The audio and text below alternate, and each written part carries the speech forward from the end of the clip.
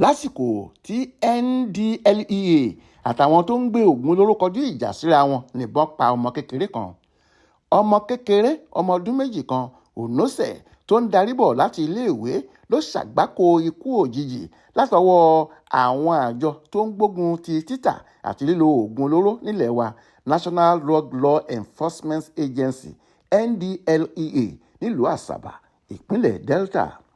Ọmọ ọ̀hún ní ìbọn ṣèṣì bá lásìkò tí àjọ ọ̀hún lé àwọn afurasí kan tí wọ́n gbé oògùn olóró kọjá lójú pópó tó wá ṣe déédéé àsìkò tọmọ yìí ń darí bọ̀ láti iléèwé lọ́jọ́bọ̀ tọ́sídẹ̀ẹ́ ọ̀sẹ̀ yìí. Ẹni tí ìṣẹ̀lẹ̀ yìí ṣojú ẹ̀ sọ fáwọn oníròyìn pé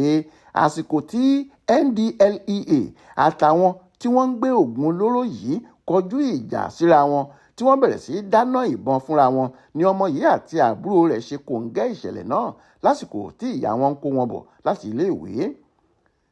Ìbọn tó ṣèṣì bá Onose yìí ló bá a níbi ìsàlẹ̀ ẹkùn nígbà táwọn ẹlẹ́yinjú àánú kan àti àwọn tó wà ní agbègbè ibi tí ìṣẹ̀lẹ̀ yìí ti ṣẹlẹ̀ sáré gbé ọmọ yìí dìgbàdìgbà lọ sílé ìwòsàn ìjọba àpapọ̀ ti Federal Medical Center tó wà ní Asaba tí àwọn dókítà sì sapá wọn láti dóòlà ẹ̀mí ọmọ yìí ṣùgbọ́n tó padà kú mọ́ wọn lọ́wọ́. Ìbọn yìí tún bá àbúrò ọmọ náà lójú táwọn dókítà sì tètè ṣiṣẹ́ abẹ fún un tó sì ti wà lálàáfíà ní tiẹ̀. Ohun tó dùn àwọn ẹbí ọmọ náà jù ni pé ọ̀sẹ̀ tó ń bọ̀ yìí ni Onose yóò jáde níléèwé jẹ́lé-ó-sinmi tó ń lọ kó tó pàdé ikú òjijì. Wọ́n ní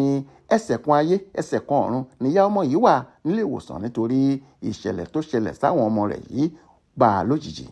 Alukoro iléeṣẹ́ ọlọ́pàá ìpínlẹ̀ Asaba CP Wale Abbas ti pàṣẹ pé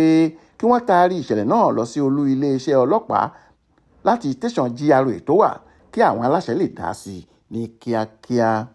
Jamiu Àbáyọ̀mí ló ṣàkójọpọ̀ ìròyìn náà fún Aláròyé online television.